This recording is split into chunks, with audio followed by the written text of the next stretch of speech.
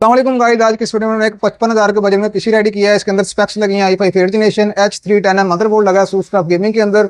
256 GB nano में इस्तेमाल किया, 500 GB हार्ड है। इसके अलावा इसके अंदर जो रैम इस्तेमाल किया 16 GB रैम है DDR4 वाली।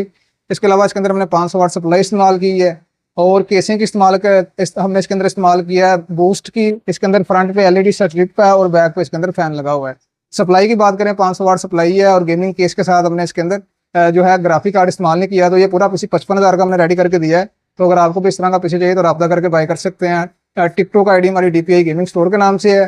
इसके अलावा daily price idea YouTube channel है, वहाँ भी आप विजिट कर सकते हैं। आपको हर किस्म की वीडियो मिल जाएगी, जिस तरह का पीसी आपको चाहिए मिल जाएगा। व्हाट्सएप नंबर दिया है, रब्ता करें। अल्लाह हाफिज़।